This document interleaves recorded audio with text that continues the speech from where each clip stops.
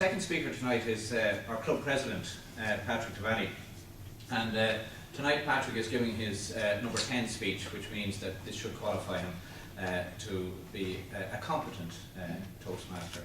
Now I have to say that Patrick has already proven his competency several times in the last 12 months. Not alone is he the president of the club, but he also represented the club at contests in evaluation and went on to district level, I think, in evaluation, and he represented the club in the Humorous Speech Conference and certainly went on to district level at that.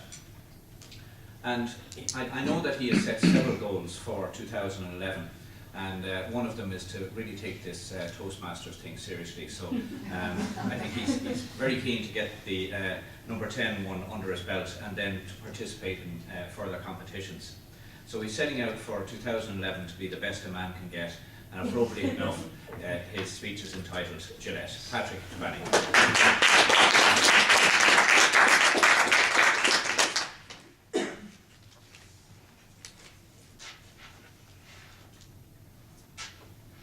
Mr. Toastmaster, Gillette.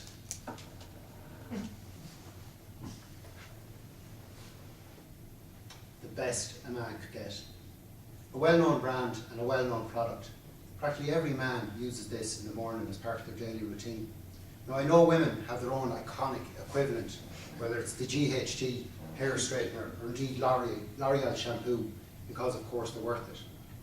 But is the Gillette brand really suggesting that this is the ultimate ambition of man?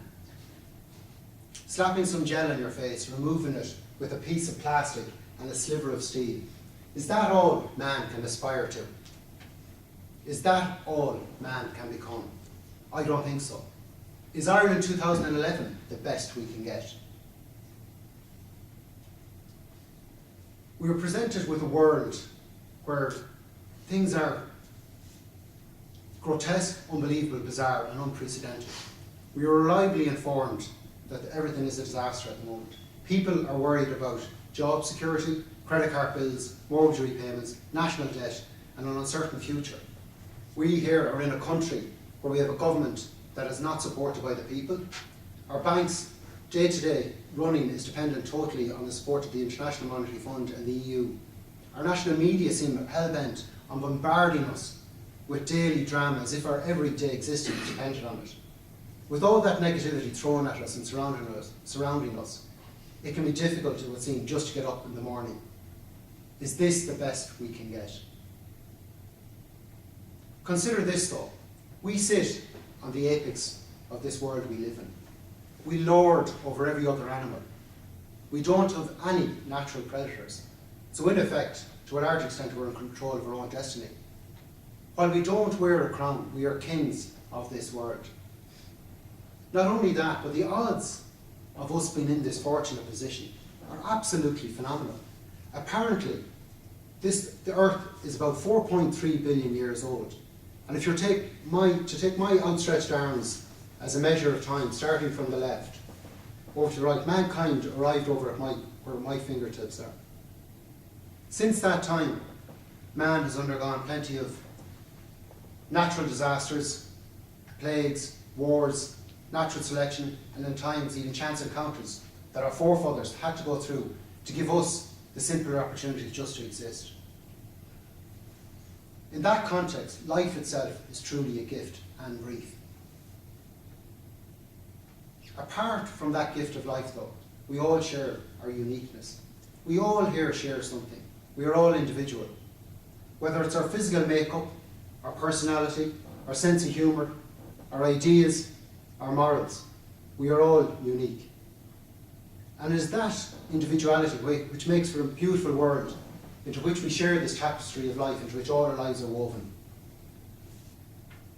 And some of the gifts that we are presented with, we don't appreciate until they're taken away from us. How often are we very grateful after we've had a cold or a small sports injury that we recover from, that we really appreciate our good health. It is only when they're taken away from us that we seem to think of those things.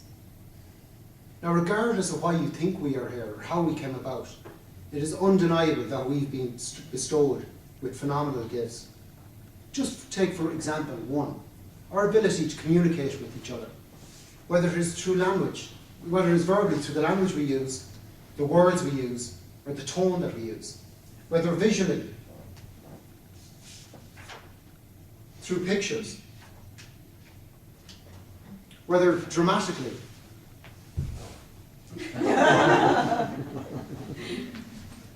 These are unbelievable gifts that allow us to communicate serious, important issues with us, that can help create trust and engender warmth, love, and passion. Now, if these skills, if these communication skills were presented to us in a shiny gadget, we would be very excited about using them. But it appears to me that without the Apple logo stamped on us, we appear unwilling to go and explore what it is that we can fully use our own product and become the best that we can. Now, maybe I'm being a bit too hard on Gillette, because in fairness to them, they have over 600 million customers. They started off initially with a few others developing a product, moving from the cutthroat razor to the safety blade. Were they happy with that? They could have been, because they were a #1 provider, but they decided to go on and develop it further. They developed the twin blade, Sensor Excel, then the triple blade, the Quattro, and now more recently, we're at the 5-blade vibrating razor. Fantastic stuff. But not only are they happy with that at the moment, apparently they're developing a razor which can actually massage your face as you're shaving it. So in fairness to Gillette, they probably can say going forward that with Gillette, they are the best razors a man can get. But for me, apart from Gillette, life is about being the best you can be. It is about the journey and not just the destination.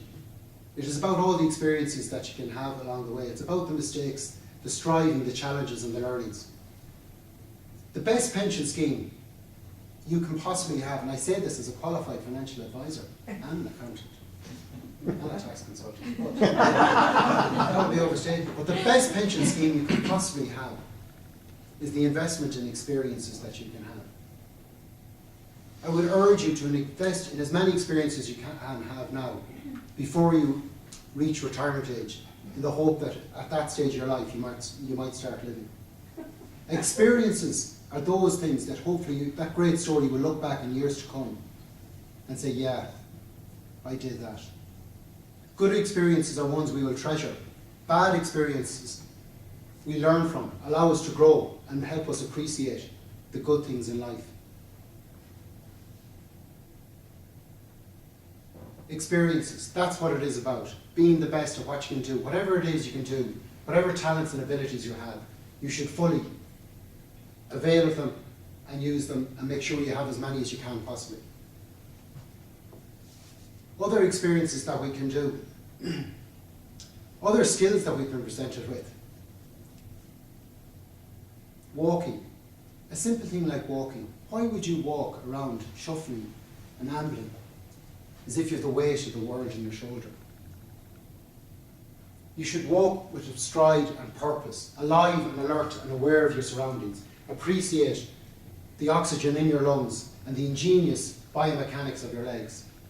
These are God-given, maybe not even God-given for those non-believers. Regardless, they're unbelievable skills and assets that we have that we don't seem to fully use.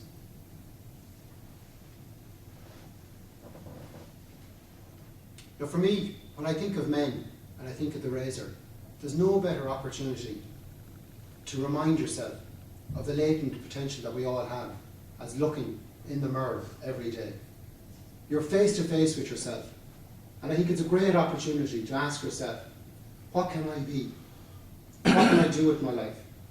And I would beseech you and urge you in those moments, for men looking at yourself in the mirror, women grabbing that L'Oreal bottle of shampoo, to consider every day, to consider being the best that you can. You have a chance to do that. What is it about being the best? What is that for you? What signpost should you follow? What light will lead you there? That's going to be a personal question for you. Each and every one of us has to answer that question for ourselves. If I was to give advice, the only advice I could possibly say to you, just you will know the answer yourself. Whether it is your job, be the best at your job. If you're worried about losing it, be the best at it. Learn all the skills that you can possibly learn. If it doesn't work out, you can take those skills to the next job. In your relationships, be the best in your relationships. If it doesn't work out, you can move on too. That's okay, as long as you're learning, having experiences and moving on.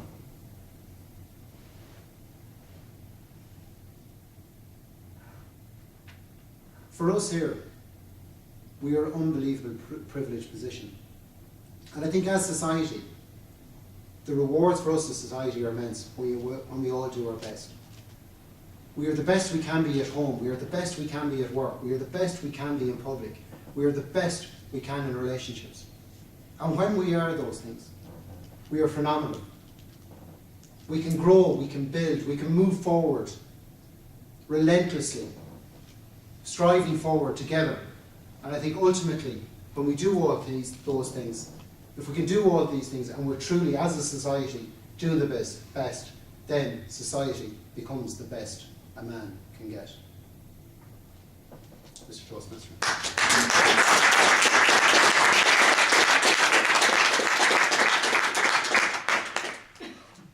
My goodness, that was brilliant, Patrick. I have to say, the thought occurred to me there as you were inspiring us, that you would be well disposed to actually presenting that speech to a group of teenagers, and I would certainly think that if you get the opportunity to speak to teenagers in a school environment or something like that and give that speech, I think it would be well worth your while to pursue, because it really was very good.